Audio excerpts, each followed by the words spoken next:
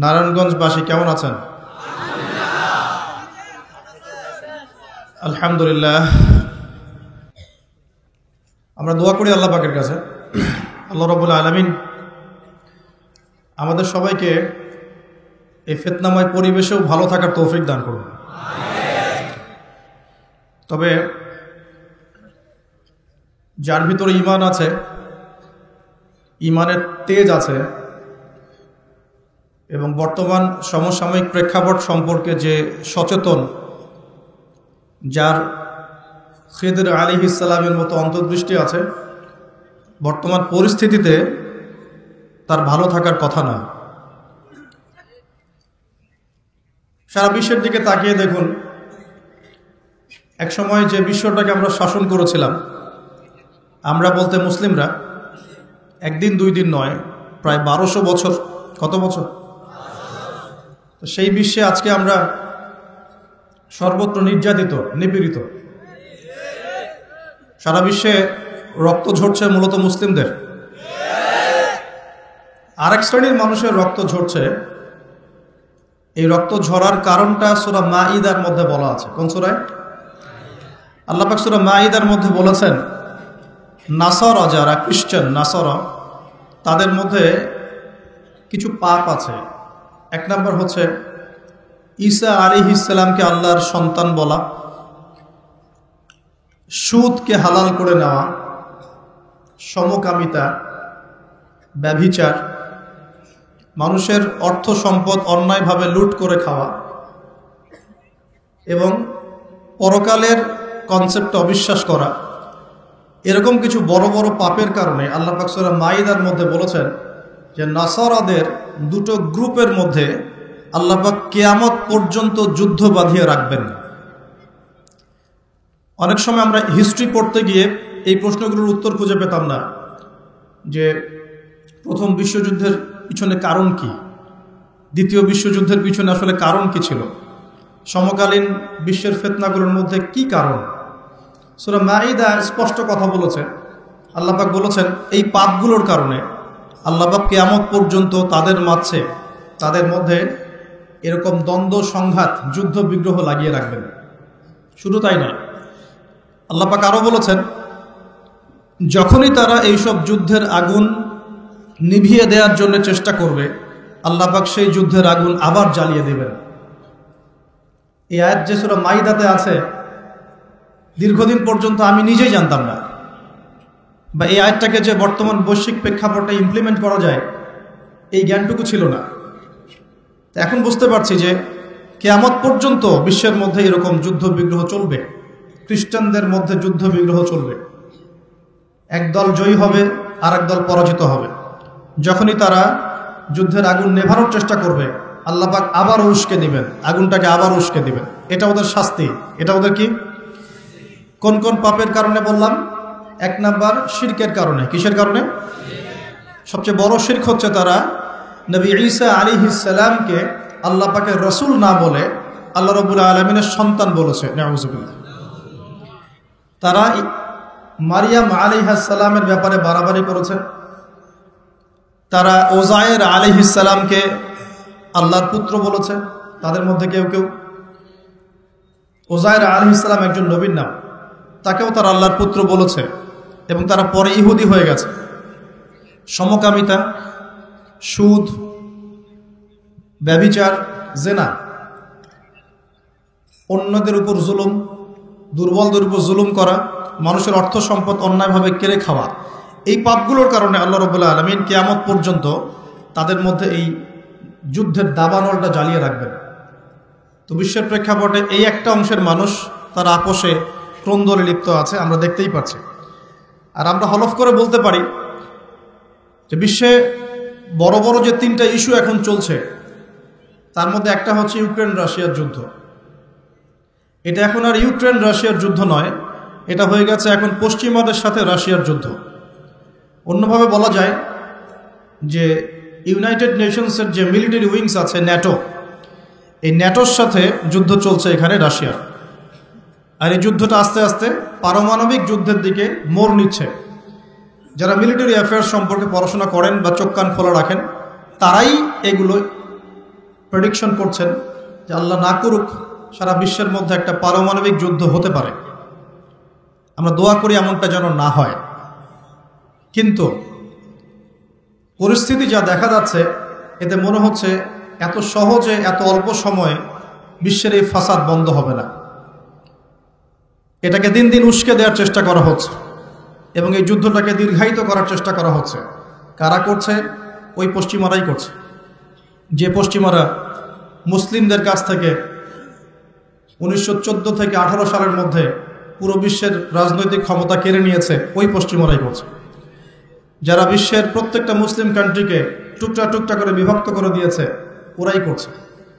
যারা বিশ্বের মুসলিম কান্ট্রিগুলোকে বিভিন্ন তন্ত্র মন্ত্রের বেড়া জালে ফেলেছে, পলিটিক্যাল সেক্টরগুলোকে করাপ্টেড করে ফেলেছে, ইকোনমিক সেকশনগুলোতে সুদ ছড়িয়ে দিয়েছে, যারা এখন সংস্কৃতির মধ্যে আমাদেরকে পশ্চিমা কালচার শেখাচ্ছে এবং অভ্যস্ত করছে, এমনভাবে অভ্যস্ত করেছে যে আমাদের বাথরুমের কমোডগুলো পর্যন্ত সব ইংলিশ। আর যারা এখন মুসলিমদের শিক্ষা ব্যবস্থার মধ্যেও মাথা ঢোকানোর চেষ্টা করছে, তো এরাই তারা যারা এই যুদ্ধটাকে লম্বা করার জন্য ফিকির করছে। এটা বিশ্বের একটা বড় ইস্যু। এই ইস্যুটায় মুসলিমরা যে খুব আরামে আছে এমন নয়। মনে করার কোনো সুযোগ নাই যে এটা পশ্চিমাদের মধ্যে যুদ্ধ, আমরা ইফেক্টেড হব না, বিষয়টা এমন নয়। বরং এই একটা ইস্যুতেই সারা বিশ্বে এক্সপোর্ট ইম্পোর্ট কলাপস করছে, বৈদেশিক বাণিজ্য ঝুঁকির মুখে পড়ছে। কোনো কোনো ক্ষেত্রে ডলারের বিপরীতে বিভিন্ন মুদ্রার মান কমে যাচ্ছে, কোনো কোনো ক্ষেত্রে গ্যাস এবং তেলের দাম বেড়ে যাচ্ছে, নিত্য প্রয়োজনীয় জিনিসপত্রের দাম বেড়ে যাচ্ছে, কারণ যুদ্ধের কারণে এক্সপোর্ট ইম্পোর্ট কলাপস করছে। এবং যখন এক্সপোর্ট ইম্পোর্টটা কলাপস করে তখন কি হয়? তখন মুদ্রাস্ফীতি হয়। মুদ্রাস্ফীতি মানে টাকা ফুলে যাওয়া নয়, মুদ্রাস্ফীতি মানে হচ্ছে ডলারের বিপরীতে টাকার মান কমে যাওয়া। মনে করেন, কথার কথা বলছি, যদি এমন হয় যে $1 = 100 টাকা, আর বৈশ্বিক সংকটের কারণে যদি ডলারের দাম বেড়ে যায়, টাকার মান কমে যায়, তখন দেখা যাবে $1 = 125 টাকা। এমন হতে পারে। এই যে 25% বা 20% যে দামটা বেড়ে গেল, তার মানে আপনি আপনার বেতনের 20% শ্রমটা হারিয়ে ফেললেন। আপনার বেতন যদি হয় 100 টাকা, এখন আপনার বেতন হচ্ছে 80 টাকা, অথচ 80 টাকা অর্জনের জন্য আপনাকে 100 টাকা শ্রম দিতে হবে। তো এগুলো কিন্তু একটা ইস্যু সারা বিশ্বে ব্যাপক প্রভাব ফেলে। একটা যুদ্ধ এমনি এমনি লাগানো হয় না, এটা পরিকল্পিত। কারণ বিশ্বে এভাবে যদি ম্যাসাকার না করা হয় তাহলে নতুন শক্তি আত্মপ্রকাশ করে না। যারা বিশ্বের ইতিহাসগুলো একটু পড়ে দেখেছেন, ওয়ার্ল্ড হিস্ট্রি, তারা বুঝতে পারবেন যে বিশ্বে যখনই কোনো পরাশক্তি আত্মপ্রকাশ করেছে তখন একটা বড় যুদ্ধের প্রয়োজন হয়েছিল।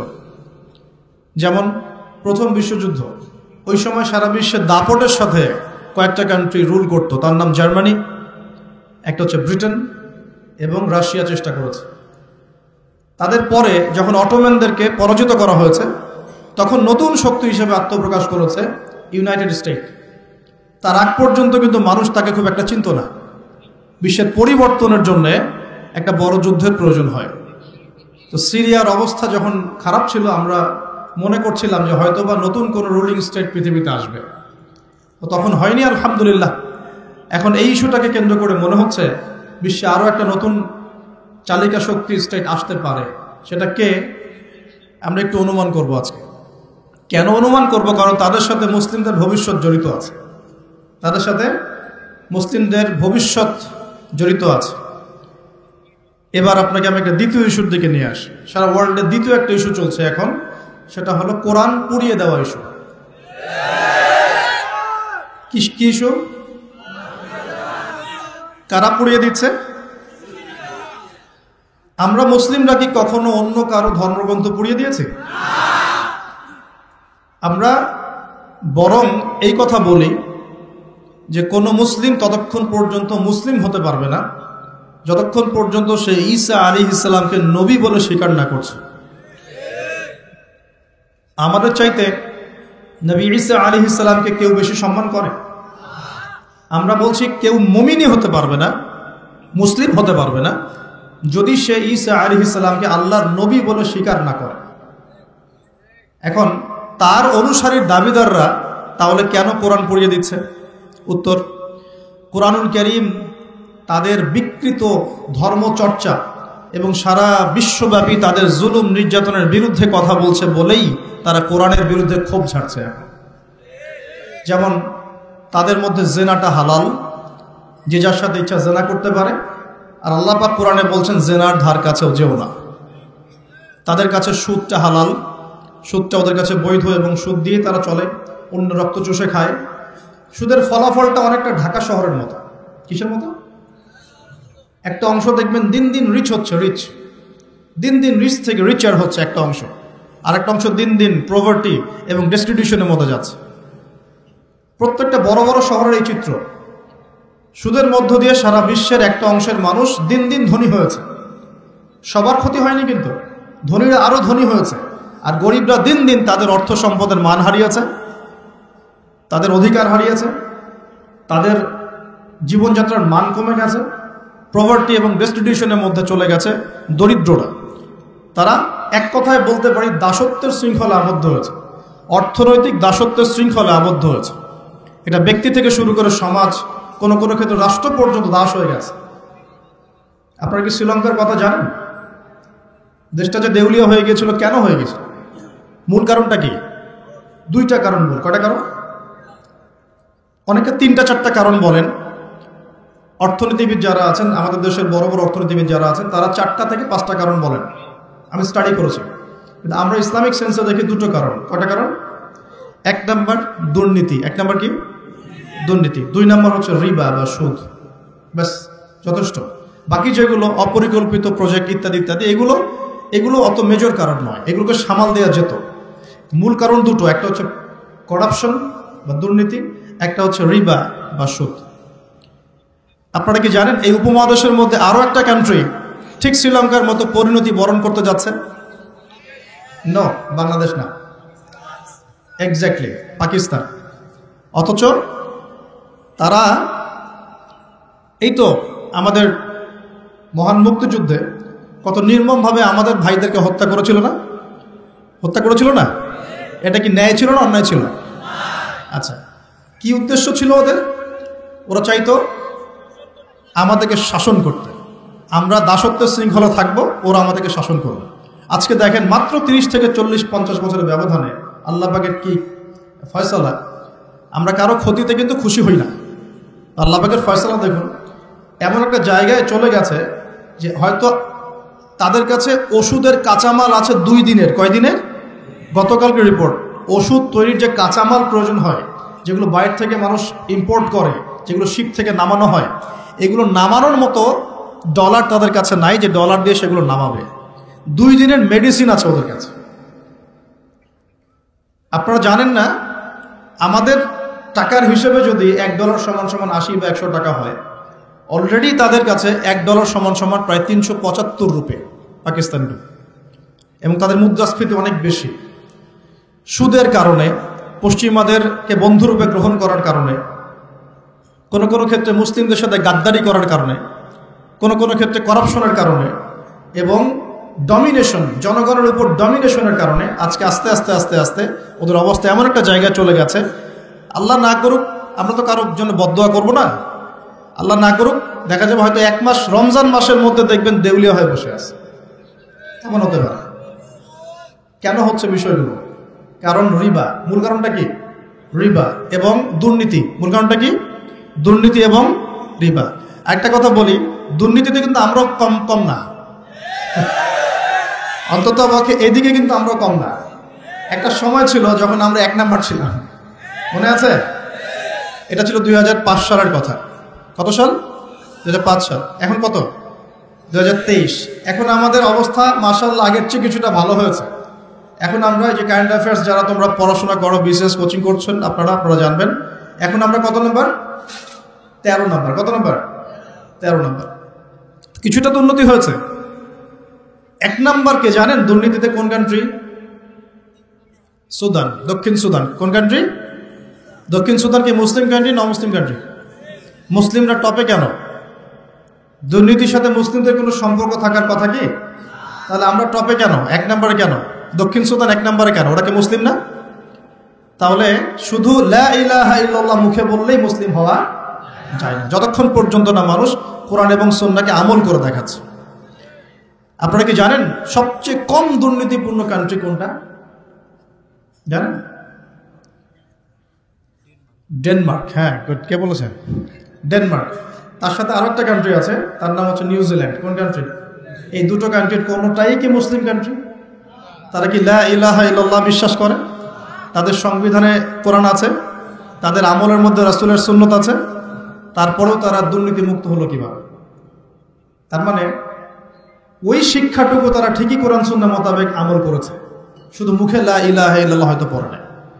তাহলে আমি এতটুকু বোঝাতে যাচ্ছি তারা কেন কোরআনকে বিরোধিতা করছে, কেন কোরআনকে পুড়িয়ে দেওয়ার চেষ্টা করছে। কারণ কোরআন এইসব অন্যায়ের বিরুদ্ধে কথা বলছে।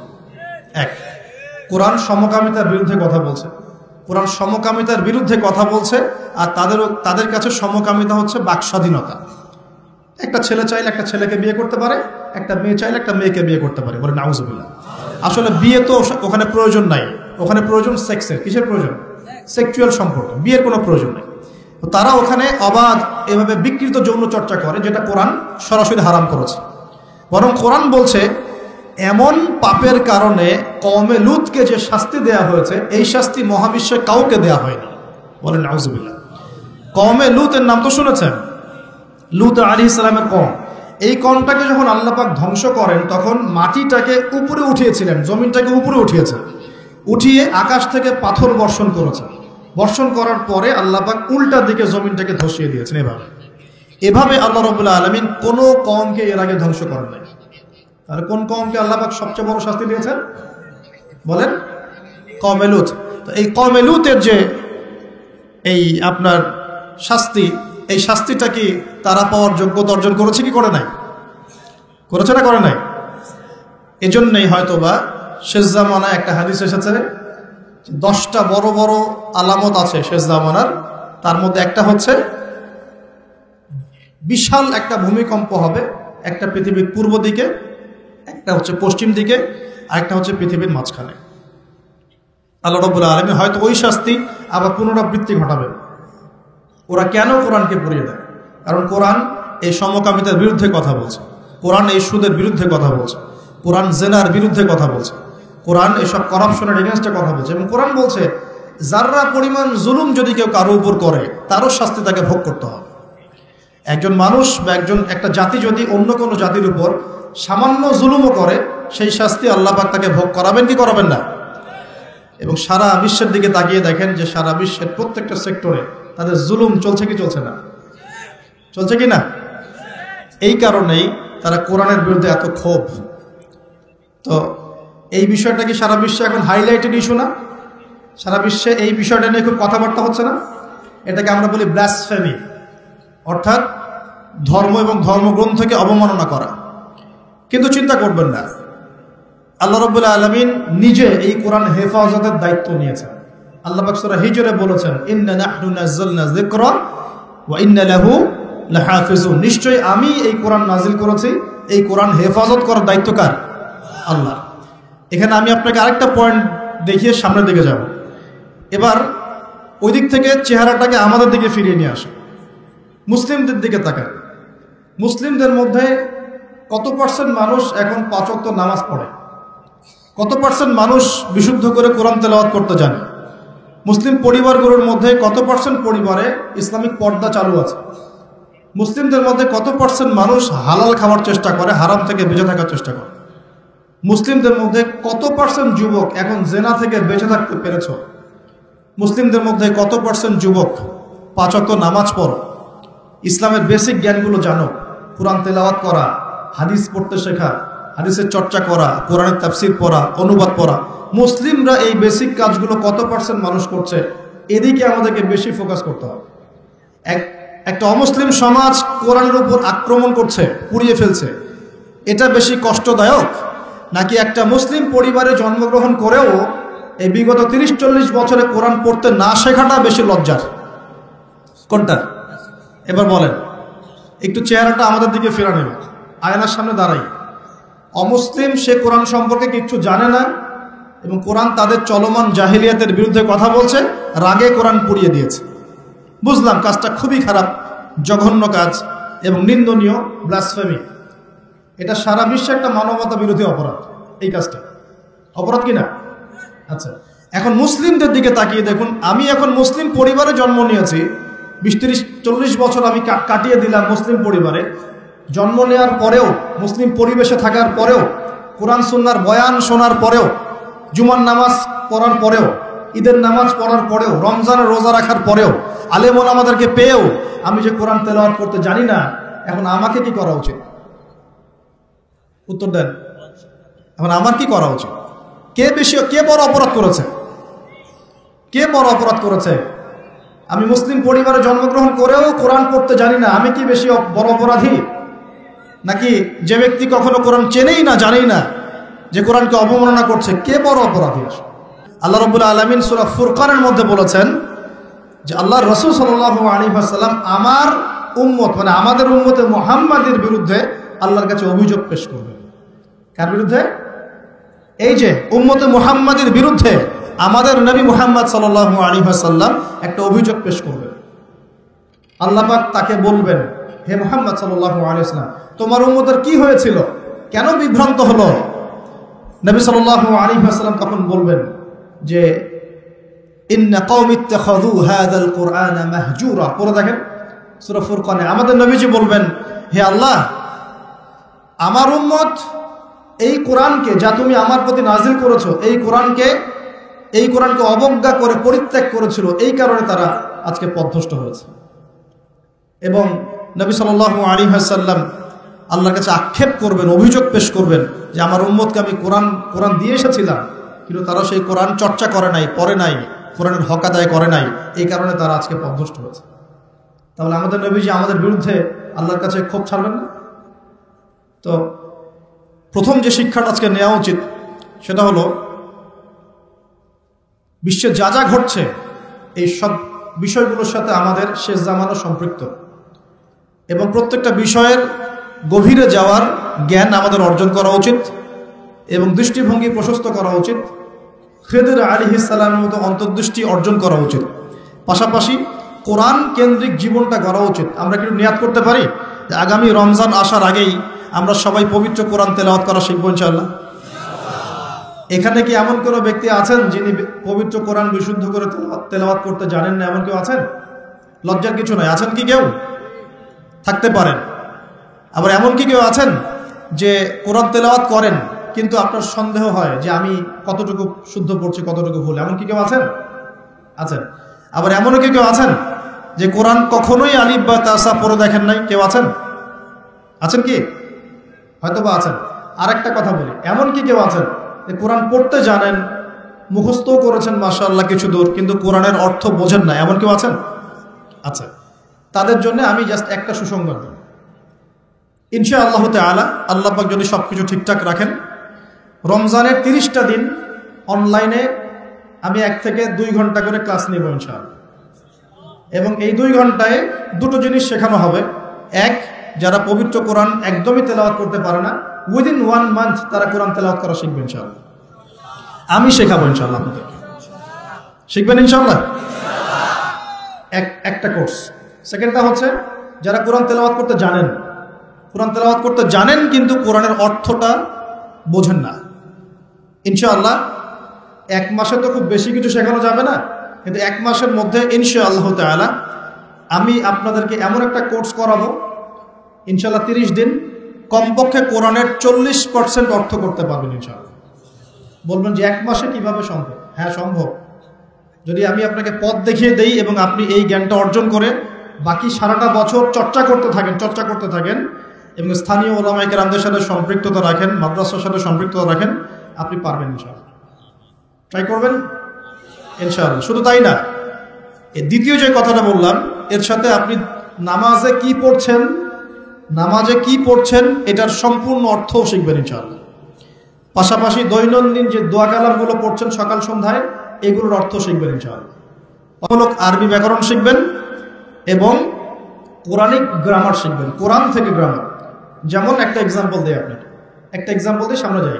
সূরা ফাতিহা সবার মুখস্থ আছে না?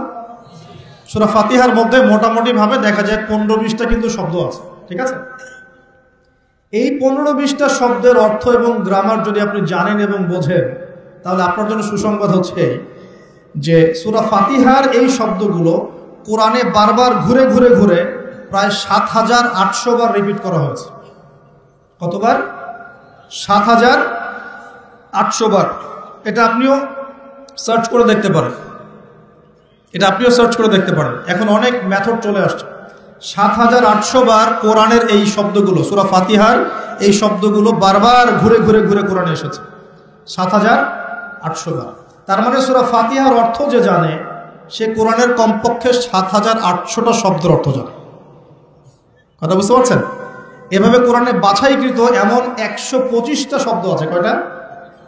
মাত্র ১২৫টা এমন শব্দ আছে যেগুলোর অর্থ, ব্যাকরণ এবং আমরা বলি যে ট্রান্সফরমেশন, মানে একটা শব্দ থেকে আরো অনেকগুলো শব্দ তৈরি করার ফর্মুলা বা সূত্র, এগুলো যদি জানা থাকে, আপনি কোরআনের ১২৫টা শব্দ কোরআনে ঘুরে ঘুরে এসেছে ৪০,০০০ বার। কতবার? ৪০,০০০ বার। বিশ্বাস করতে কষ্ট হচ্ছে, জানি এই কথাগুলো হয়তো নতুন মনে হতে পারে, কিন্তু এটা এখন রিসার্চ, এখন নতুন নতুন অনেক মেথড চলে আসছে। ৪০,০০০ বার, ৪০,০০০ বার এই শব্দগুলো রিপিট করা হয়েছে। এন্ড কোরআনে মোট শব্দ কত? মোট শব্দ হচ্ছে ৭৮,০০০। কত হাজার? 78,000 বা ৭৭,৮০০টা। এক্স্যাক্টলি হচ্ছে ৭৭,৮০০টা, অ্যাপ্রক্সিমেটলি বললে 78,000, ৭৮,০০০ শব্দ। এগুলোকে আবার আপনি 3 ভাগে ভাগ করে ফেলতে পারবেন। একগুলো হবে নাউন্স, যেগুলো আমরা নাউন বলি, যা দ্বারা করে নাম বোঝায়, যেটা আমরা বিশেষ্য পদ বলি, যেমন আল্লাহ একটা নাউন, ইব্রাহিম একটা নাউন, ইসম, লাইক ইসম আরবিতে আমরা বলি কি? ইসম। জিবরিল, মিকাল, ইসমাইল, ইসহাক, ঠিক আছে, মুহাম্মদ, এগুলো সব নাউন্স। এরকম একগুলো শব্দ পাবেন। এগুলো কি বোঝার কিছু আছে না মুখস্থ? এগুলো তো আপনি সহজেই অর্থকালে মুখস্থ করতে পারবেন। দ্বিতীয় ক্যাটাগরিতে আছে ফেল বা ক্রিয়া, যেটা আমরা বলি ভার্বস, যা দ্বারা কোনো কাজ করা বা হওয়া বোঝায়, যেটাকে আমরা বাংলাতে 3 ভাগে ভাগ করি, প্রেজেন্ট, বর্তমান, অতীত আর ভবিষ্যৎ। আবার ইংরেজিতে প্রেজেন্ট, পাস্ট, ফিউচারে ভাগ করি, কিন্তু আরবিতে মাত্র 2 ভাগে ভাগ করা হয়। কয় ভাগে? 2 ভাগে। একটা হচ্ছে ফেলে মাউজি, মানে অতীতকালীন ক্রিয়া, আরেকটা হচ্ছে ফেলে মুদারে, মানে বর্তমান প্লাস ভবিষ্যৎকালীন ক্রিয়া। এটার ট্রান্সফরমেশন, মানে একটা শব্দ থেকে আপনি এখানে প্রায় প্রচুর শব্দ তৈরি করতে পারবেন। একটা ওয়ার্ড থেকে আপনি আস্তে আস্তে আস্তে আস্তে দেখবেন অনেকগুলো ওয়ার্ড তৈরি করতে পারবেন। এই ট্রান্সফরমেশনটা যদি শিখতে পারেন, আপনি কোরআনের একটা বড় অংশ শিখে ফেলবেন, কারণ কোরআনে অনেক শব্দ এই ক্রিয়াপদে আসছে। এই যে না'বুদু, নাস্তাঈন, এই যে আমরা পড়ছি না, লা আ'বুদু মা তা'বুদুন, এগুলো সবই ফেল। আরেকটা ক্যাটাগরিজ আছে, এর নাম হরফ, মানে অব্যয়। আমরা বলি না প্রিপোজিশন, প্রোনাউন্স বলি না, প্রোনাউন্স, প্রিপোজিশন, কনজাংশন, এগুলো বলি না, যেটা আমরা বলি অব্যয় পদ, যেটাকে আমরা আরবিতে হরফ বলি। অর্থাৎ ওয়ার্ডস, 2টা ওয়ার্ডসের মধ্যে কানেকশন করে, অথবা 2টা সেন্টেন্সের মধ্যে কানেকশন করে, এই সংযোজন বিয়োজন করে, এগুলোকে হরফ বলে। এগুলো কোরআনে অনেকগুলো। আমি আপনাকে 4টা হরফ বলতেছি। একটা হচ্ছে মিন। একটা কি? মিন। আমরা বলি না আউযু বিল্লাহি মিনাশ শাইতানির রাজিম, এই মিন, মিন মানে হতে বা থেকে। আউযু, আমি আশ্রয় প্রার্থনা করছি, বিল্লাহি, আল্লাহর কাছে, মিনাশ শাইতান, শয়তান হতে, আর রাজিম মানে হচ্ছে বিতাড়িত। এই যে মিন মানে কি? হতে, ঠিক আছে। এই মিন শব্দটা কোরআনে ঘুরে ঘুরে পাবেন আপনি প্রায় 3 থেকে 4,000 বার। 3 থেকে 4,000 বার। এরকমই আমরা পড়ি না যে আন, ফি, আলা, ইলা, হাত্তা, লা, লি, এই যে ছোট ছোট কিছু আপনি হরফ পান না কোরআন পড়তে গিয়ে, এই অল্প কিছু হরফ বারবার ঘুরে ঘুরে কোরআনে কয়বার আসে জানেন? 6 থেকে 7,000 বার। 6 থেকে 7,000 বার। মানে আপনাকে শুধু গ্রামারের ফাংশনটা শিখতে হবে, কিভাবে এই গ্রামার দিয়ে শব্দ তৈরি করতে হয় এবং কিভাবে অর্থ উঠাতে হয়। এর পাশাপাশি আপনি অনুবাদের সহযোগিতা নেবেন, পরে গিয়ে তাফসির আগে যাবেন, অনুবাদের সহযোগিতা নেবেন। 1 মাসে তো বেশি কিছু দেওয়া যাবে না বললাম আমি, কিন্তু আপনাকে আমি একটা তাড়না তৈরি করে দিতে পারবো যে হ্যাঁ, কোরআন সহজে শেখা যায়, পসিবল।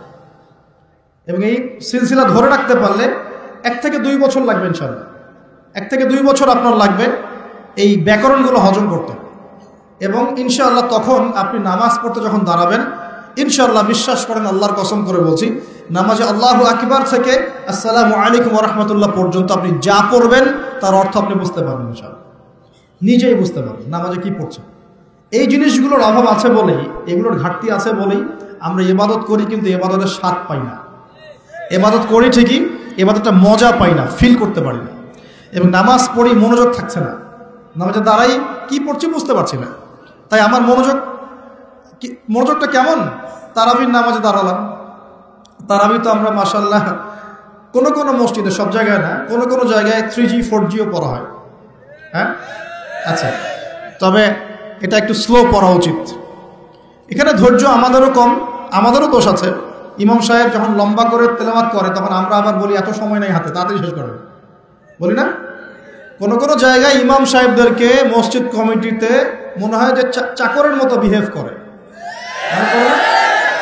অথচ ইমাম সাহেব হচ্ছেন মসজিদের নেতা, সমাজের কি? সমাজের নেতা। তো তাকে তার জায়গায় সম্মান দিতে হবে, আল্লাহ পাক তৌফিক দান করুন। তো আমরাই কিন্তু দোষী, আমরা ফোর্স করি তাড়াতাড়ি শেষ করেন, হাতে সময় কম, মার্কেটে যাওয়া লাগবে, ওয়াইফ অপেক্ষা করতেছে, ঈদের শপিং করতে হবে, তাই না? রমজান নিয়ে আমি একটু পরে একটু কথা বলবো, কিছু কথা আছে রমজান নিয়ে, খুব গুরুত্বপূর্ণ কথা, খুবই গুরুত্বপূর্ণ।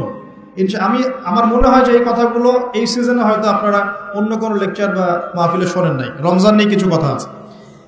আগে এই জায়গায় বলি যে তারাবিতে আমরা অনেক কিছু পড়ি, কিন্তু তারাবির নামাজটার শেষে আপনি যে আব্দুর রহমান এদিকে ডাকেন, জিজ্ঞাসা করেন যে ভাই আব্দুল্লাহ, আপনি তারাবির নামাজ পড়লেন, কত রাকাত পড়ছেন? এটা 20 রাকাতই পড়ছি মাশাআল্লাহ। ওকে, ফাইন। আচ্ছা, রাকাত সংখ্যা ঝগড়া নিয়ে আমি কথা বলতে যাচ্ছি না, ঠিক আছে? এটা আমার সাবজেক্ট না, আমি এগুলো নিয়ে কথা বলি না। এটা মুফতি সাহেবরা বুঝবেন, ইমাম সাহেব মুস্তাহিদ যারা তারা বুঝবেন।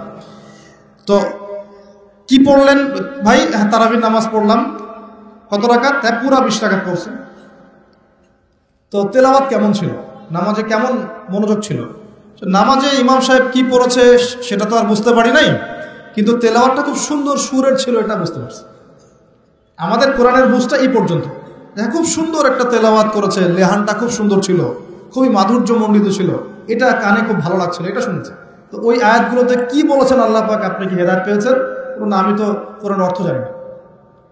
তো এই অর্থটা যদি জানতাম তাহলে কি নামাজে মনোযোগ আরো বাড়তো না? নামাজে চোখ দিয়ে পানি পড়তো না?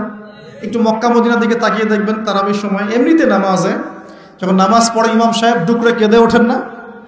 কেন করেন? কারণ তারা কোরআন তেলাওয়াত করে অর্থটাকে অ্যাবজর্ব করতে পারেন, অটোমেটিক্যালি আপনি নামাজটাকে, কোরআনকে ফিল করতে পারেন।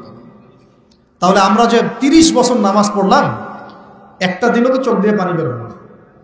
আমরা যে 40 বছর নামাজ পড়লাম, খালি উঠলাম বসলাম, একটা দিনও তো সেজদায় আল্লাহকে পেলাম না, ফিল হলো না যে হ্যাঁ আল্লাহ আমার হয়ে গেছেন, আমি আল্লাহকে পেয়েছি। তো এগুলোর কারণ হচ্ছে, যে জায়গা থেকে এখানে আসলাম, এগুলো অন্যতম কারণ হচ্ছে কোরআন এবং নামাজে যা পড়ছি এগুলোর অর্থটা না বোঝা। তো অর্থটা বোঝার প্রয়োজন নাই। তো রমজান মাসে নিয়াত করেন, যারা কোরআন একদমই তেলাওয়াত করতে পারেন না, কোরআন তেলাওয়াত করা শিখবেন ইনশাআল্লাহ। উইদিন এ উইক, এক সপ্তাহের মধ্যেই একটা পোস্ট চলে যাবে ইনশাআল্লাহ অনলাইনে। এবং যারা আগ্রহী থাকবেন তারা এখানে আমার সাথে নাম্বার দিয়ে দেওয়া হবে, অফিসিয়াল, যোগাযোগ করে ভর্তি হয়ে যাবেন ইনশাআল্লাহ তাআলা। আল্লাহ রাব্বুল আলামিন, আমি বিশ্বাস করি 1 মাসের মধ্যে বাংলাদেশের 1 কোটি মানুষকে কোরআন শেখানো সম্ভব। সম্ভব না? সম্ভব। আর আমার স্বপ্ন, এই স্বপ্নটা আল্লাহ পাক আমাকে বাস্তবায়ন করার তৌফিক দেখ, দোয়া করি। বাংলাদেশের মুসলিম পরিবারের পিতা, স্ত্রী, সন্তান, ভাই বোন যারা যারা থাকবেন, হোক জেনারেল লাইনে পড়ুক, মাদ্রাসা লাইনে পড়ুক, প্রত্যেককে আল কোরআন শেখানো এবং তাদের মধ্যে কোরআনের জ্ঞানটা ছড়িয়ে দেয়া, এটা আমার একটা স্বপ্ন। বাংলাদেশের 16 কোটি মানুষ কোরআন তেলাওয়াত করতে জানবে ইনশাআল্লাহ। এটা সম্ভব না? 16 কোটি মানুষের ভোটার আইডি কার্ড আছে? নাই? নাই? আছে কি নাই? আদমশুমারি করা যায়? সমস্ত মানুষের হিসাব রাখা যায়? সমস্ত মানুষের এনআইডি কার্ড করা যায়? সমস্ত মানুষকে একটা নিয়মের আওতায় আনা যায়? সমস্ত মানুষের ফিঙ্গারপ্রিন্ট নেওয়া যায়? যায় না? সমস্ত মানুষকে ক্লাস 5 পর্যন্ত পড়ানোর প্রাথমিক শিক্ষা নিশ্চিত করা যায়? সমস্ত মানুষকে কি মার্কসও পড়ানো যায়? যায়? সমস্ত মানুষকে কোরআনও শেখানো যাবে ইনশাআল্লাহ। যাবে না ইনশাআল্লাহ? আল্লাহ পাক তৌফিক দান করুন, আমিন। এবং বাংলাদেশের প্রত্যেকটা জেলায়, বাংলাদেশের প্রত্যেকটা বড় বড় জেলায়, যেটা আমাদের বিভাগীয় জেলা বলি, এই জেলাগুলোতে একটা করে এমন প্রতিষ্ঠান থাকতে হবে যে প্রতিষ্ঠানে একদম প্লে থেকে মাস্টার্স পর্যন্ত একদম এই পুরো সিলেবাসের মধ্যে চলমান জেনারেল সিলেবাসের সাথে ইসলামিক নীতি নৈতিকতা এবং কোরআন সুন্নাহর জ্ঞানকে একত্রিত করে ইনশাআল্লাহ একটা কনস্ট্রাকটিভ সিলেবাসে পড়াশোনা করাতে হবে। ইনশাআল্লাহ পারা যাবে। প্রত্যেকটা জেলায় একটা করে এমন যদি মার্কাজ থাকে, দেখবেন সমাজের হালত চেঞ্জ হয়ে গেছে ইনশাআল্লাহ। নাকি আমরা সবাই এখন উল্টাপাল্টা মতবাদগুলি পড়াশোনা করব? আমাদের সন্তানদেরকে কি আপনি আস্তিক বানাতে চান না নাস্তিক বানাতে চান? আমাদের সন্তানদেরকে কি আপনি আল্লাহওয়ালা বানাতে চান, আল্লাহ থেকে দূরে সরাতে চান? তার উদ্যোগ গ্রহণ করতে হবে। একমুখী শিক্ষা এই যুগে যথেষ্ট নয়। আপনি জেনারেল লাইনে পড়াশোনা করছেন, করেন, কিন্তু এই জেনারেল লাইনের জ্ঞানটাই এই যুগে যথেষ্ট নয় চলার জন্য। আপনাকে ইসলামিক জ্ঞানের প্রয়োজন আছে। আবার একই সাথে আপনি শুধুমাত্র ইসলামিক জ্ঞান নিয়ে পড়ে আছেন, জেনারেল উপকারী জ্ঞানগুলো নিচ্ছেন না, তাহলে আপনি কোরআন সুন্নাহকে হাতে নিয়ে ওদেরকে চ্যালেঞ্জ করতে পারবেন না। ওদেরকে চ্যালেঞ্জ করতে হলে এই জ্ঞানগুলোকে সমন্বয় করে আপনাকে সিলেবাস লঞ্চ করতে হবে। এটার জন্য খুব বেশি খাটনির প্রয়োজন নাই। খুব যে চেঞ্জ করতে হবে সব কিছু এমন না, জাস্ট এই দুটোকে একটা সমন্বয় করতে হবে। এই সমন্বয় করার জ্ঞান কিন্তু শুধু আমার আছে আপনাদের নাই এমন নয়, এই জ্ঞান অনেকেরই আছে। শিক্ষা নিয়ে যারা ভাবেন তারা অনেকেই এটা করতে ক্যাপেবল, তারা পারবেন। একটু যদি চেষ্টা করেন পারবেন। এই চেষ্টাটা এখন একটা বড় চ্যালেঞ্জ। জ্ঞানের ক্ষেত্রে এই বিপ্লবটা ঘটানো এখন একটা বড় চ্যালেঞ্জ আমাদের ফিউচারের জন্য। যদি এখন আমরা এই জিনিসগুলো করতে ব্যর্থ হই, আগামী 20-30 বছর পর দেখবেন, আল্লাহ না করুক, এমন প্রজন্ম চলে আসবে যে বলবে যে আল্লাহ কি, আমি তো চিনি না। নাউযুবিল্লাহ। আমরা কি এটা চাই? আর শুধু আমরা যারা মাদ্রাসা মসজিদের সাথে সম্পৃক্ত, আমরাই কি ইসলাম নিয়ে চলবো, না এই জেনারেল ভাইরাও চলবে? জেনারেল লাইনের ভাইরা, ব্যবসায়ী, চাকরিজীবী, প্রশাসন, এরা কি সংখ্যায় কম না সংখ্যায় বেশি? তাদের মধ্যে ইসলাম ঢোকাতে হবে না? আল্লাহ পাক তৌফিক এনায়েত করুন। রমজানে কোরআন শিক্ষা চলবে ইনশাআল্লাহ, এবং প্রত্যেক জেলায় জেলায় একটা করে আদর্শ দ্বীনি প্রতিষ্ঠান গড়ে উঠবে ইনশাআল্লাহ তাআলা। এবং বড় বড় জেলাগুলোতে চেষ্টা করা হবে জেনারেল ভাইদের জন্য মাদ্রাসা গড়ে তোলা। এটা মাদ্রাসা ফর জেনারেল স্টুডেন্টস। এখানে জেনারেল ভাইরা পড়াশোনা করবে ইসলামিক পড়াশোনা, কারণ তাদের মধ্যে জেনারেল পড়াশোনা আগে থেকেই আছে। এখন পার্ট টাইম তারা এভাবে শিখে 2 বছর, 4 বছর, 5 বছরের মধ্যে ইসলামিক বেসিক জ্ঞান অর্জন করবে ইনশাআল্লাহ। তখন এদেরকে দিয়ে আপনি দেশের বড় জনশক্তি তৈরি করতে পারবেন। আপনারা কি চায়নার নাম শুনেছেন? চায়নার নাম শুনেন না? আজকে থেকে 40 বছর আগে চায়নাতে দারিদ্র্যের হার কত ছিল জানেন? 69%। কত পার্সেন্ট? প্রায় 69 থেকে 70% মানুষ দারিদ্র্য সীমার নিচে ছিল। আজকে এই 2022 সালে ওদের দারিদ্র্যের হার কত জানেন? 1%-এরও কম। এবং তাদের পুরো জনসংখ্যার প্রায় 80 কোটি মানুষকে তারা জনশক্তিতে পরিণত করেছে। ওরা মানুষের সংখ্যা কমায় নাই, ওরা বলে নাই যে একটা বাচ্চা নেন। কথা বুঝতে পারছেন? ওরা জনগণকে জনশক্তিতে পরিণত করেছে। পড়াশোনা করেছে এবং অ্যাক্টিভ ছিল, পরিশ্রমী ছিল, সময়কে কাজে লাগিয়েছে এবং প্রযুক্তির জ্ঞানগুলো শিখেছে। প্রযুক্তি এবং কৃষি আস্তে আস্তে সারা বিশ্বের মার্কেট দখল করে ফেলেছে। আর আমাদের কাছে তো কোরআন সুন্নাহ আছে। আমরা যদি দুর্নীতি ছাড়তে পারি, পরিশ্রমী হতে পারি, অপচয় বন্ধ করতে পারি, সময়কে কাজে লাগাতে পারি এবং জনশক্তি তৈরি করতে পারি, বাংলাদেশ সুপার পাওয়ার হবে ইনশাআল্লাহ। স্বপ্ন দেখতে হবে, স্বপ্ন দেখতে হবে, হয়তো বাস্তবায়ন হবে অন্য কারো হাতে। ইমাম বুখারীর কথা জানেন না? ইমাম বুখারীর নাম শুনেছেন না? ইমাম বুখারীর ওস্তাদ একদিন ক্লাসে বলছিলেন, এমন কি কেউ আছে, আমার ক্লাসে কি এমন কেউ আছে যে নবীর হাদিসগুলোর মধ্যে সহিহ জয়ীফগুলো যাচাই বাছাই করে আলাদা করতে পারে? এমন কি কেউ আছে? এই একটা কথা ইমাম বুখারী রাহিমাহুল্লাহর কলবের মধ্যে এমন দাগ কেটেছিল যে তিনি পরবর্তীতে ওই নিয়াত করেছেন যে আমি সেই ব্যক্তি হব ইনশাআল্লাহ, আমি নবীর সব সহিহ হাদিসগুলোকে আলাদা করে দেব। দেখেন পরে ইমাম বুখারী রাহিমাহুল্লাহ তার যে কিতাব তিনি সংকলন করেছেন, এই কিতাবটা কি কিয়ামত পর্যন্ত অমর হয়ে আছে না? অতএব আমাকে করতে হবে জরুরি না। যদি এই থটসগুলো আপনাদের মধ্যে চলে যায়, পরবর্তীতে কেউ যদি এগুলো বাস্তবায়ন করে তাও চলবে ইনশাআল্লাহ। আল্লাহ পাক আপনাদের সবাইকে কথাগুলো বোঝার তৌফিক দান। আরেকটা খবর দেই, সেটা হলো এটা আমার স্ত্রী আমাকে বলতে বলেছে। আর বাসার ডিপার্টমেন্ট খুব জটিল ডিপার্টমেন্ট, এই ডিপার্টমেন্ট হ্যান্ডেল না করতে পারলে সমস্যা। ঠিক আছে, একটা কথা বলি তারপর সামনে যাই। এক সাহাবী এসেছেন ওমর রাদিয়াল্লাহু আনহুর দরজায়। কার দরজায়? ওমর রাদিয়াল্লাহু আনহু তখন আমিরুল মুমিনিন। আমিরুল মুমিনিন তো বোঝেন, পুরো অর্ধবিশ্বের শাসক তিনি, এতটুকু রাষ্ট্রের না, অর্ধবিশ্বের শাসক। তো ওই সাহাবী এসে ঘরের কাছে দাঁড়িয়ে আছেন, একটা বিচার নিয়ে আসছেন। কি নিয়ে আসছেন? বিচার। দাঁড়িয়ে আছেন আছেন আছেন আর ভিতর থেকে কিছু শব্দ শোনা যাচ্ছে, কিছু উচ্চ শব্দ শোনা যাচ্ছে। তো অনেকক্ষণ পর আমিরুল মুমিনিন গেট খুলে বের হয়ে বলছেন, কি সমস্যা, কি জন্য আসছো, কি প্রয়োজন, কি হাজত? তিনি বলছেন, ইয়া আমিরুল মুমিনিন, আসলে আমি যে বিষয়ে অভিযোগ করতে আসছিলাম তা আমি দেখলাম যে আমার অবস্থা আপনার চেয়ে ভালো, এই জন্য আমার অভিযোগের দরকার নেই। বুঝতে পারেননি মনে? তখন আমিরুল মুমিনিন তিনি বলছেন যে আসলে দেখো, আমাদের স্ত্রীরা, তাদেরকে আমরা আল্লাহর কাছে একটা বড় বিশাল একটা অঙ্গীকার দিয়ে গ্রহণ করি। তারা আমাদের সন্তান ধারণ করে, আমাদের বাসা দেখাশোনা করে, খাবার দাবার তৈরি করে, কাপড় চোপড় ধোয়, সে আমার অনেক কাজ করে। এই কারণে মাঝে মাঝে তারা যদি একটু রাগ টাগ ঝাড়ে তখন একটু সবর করে শুনতে হয়। এটা কে বলছেন? আমিরুল মুমিনিন, যিনি এক হুকুম দিলে পারস্য দখল হয়ে যায়, একটা হুকুম দিলে রোমান সাম্রাজ্যের পতন ঘটে যায়, সে আমিরুল মুমিনিন বাসায় এইরকম অবস্থা আছে। তো ওই জন্য বললাম যে বাসা ঠিক থাকলে আসলে সব ঠিক। তো বাসাকে ঠিক রাখার স্বার্থে যেহেতু এটা দেখবে আবার, সে কারণে একটু বলতে হচ্ছে। রিকোয়েস্ট করেছে এটা যে আপনাদের এই মিরপুরেই ইনশাআল্লাহ তাআলা একটা বালিকা মাদ্রাসা গড়ে উঠছে ইনশাআল্লাহ, মেয়েদের মাদ্রাসা। সেটা সম্পূর্ণ আমার স্ত্রী চালাবেন ইনশাআল্লাহ তাআলা, একদম গোড়া থেকে নিয়ে আস্তে আস্তে পর্যায়ক্রমে দাওরা হাদিস পর্যন্ত। এবং সেখানে ক্লাসিক্যাল যে সিলেবাস, এর পাশাপাশি জেনারেল শিক্ষিত দিনী বোনদের জন্য বোথ অনলাইন এবং অফলাইনে কিছু ডিপ্লোমা কোর্স চালু করা হয়েছে, ইসলামিক ডিপ্লোমা কোর্স। যেমন 6 থেকে 1 বছরের মধ্যে তারা 5টা থেকে 6টা সাবজেক্ট পড়বে, যেমন আকিদা, যেমন হাদিস, কোরআন তেলাওয়াত, রাসূলের জীবনী, ইসলামের ইতিহাস এবং ফিকহের মাসালাগুলো। এভাবে বইগুলো ভাগ করে দেওয়া হবে, সাবজেক্ট ভাগ করে দেওয়া হবে, অনলাইন অফলাইন বোথ, দুটোতেই তারা ক্লাস করতে পারবে। এভাবে 6 মাস 1 বছরের কিছু কোর্স তারা চালু করেছে। এটা অ্যানাউন্স করতে আমাকে বলা হয়েছে। আপনাদের মা বোনদেরকে যদি পাঠাতে পারেন সপ্তাহে 2 দিন 3 দিন করে, ইনশাআল্লাহ তাআলা তারা কিছু দিনের জ্ঞান শিখে বাসায় ফিরবে।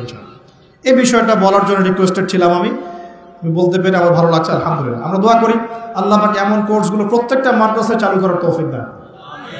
এখানেও মাদ্রাসা আছে শুনেছি আমি, আপনাদের মাদ্রাসার উদ্যোগে ক্লাসিক্যাল যে ধারায় চলছে এটা চলুক, পাশাপাশি জেনারেল ভাইদের জন্য ডিপ্লোমা কোর্স চালু করে, পাশাপাশি নৈশকালীন কোরআন শিক্ষা চালু করে, পাশাপাশি একটু দাওয়াতের মেহনত করেন। মানে শুধু মাদ্রাসায় গতানুগতিক পড়াশোনাই হবে, নট নেসেসারি, কিছু ইনোভেটিভ চিন্তা করেন, আমাদের পড়াশোনার চিন্তা করেন। যদি প্রত্যেকটা মাদ্রাসায় জেনারেল শিক্ষিত ভাইদের জন্য 2-3 বছরের কোর্স চালু করা হয়, জেনারেল ভাইরা 3 বছর পর ইসলাম শিখতে পারবেন। আমি বলছি না তারা মুফতি হয়ে যাবে, আমি বলছি না তারা একদম মুহাদ্দিস হয়ে যাবে, কমপক্ষে কোরআন তো তেলাওয়াত করা শিখবে, আরবি ভাষা তো শিখবে, কমপক্ষে আকীদার কিছু মৌলিক জ্ঞান তো শিখবে, নবীজির 40টা হাদিস তো কমসে কম শিখবে, ফিকহের কিছু জ্ঞান শিখবে, রাসূলের জীবনী শিখবে, ইসলামের ইতিহাস তো শিখতে পারবে। এবং এগুলো লঞ্চ করলে দেখবেন আপনারা জায়গা দিয়ে কুল পাবেন না। হাজার হাজার জেনারেল শিক্ষিত ভাই মুখিয়ে আছে এমন কিছুর জন্য।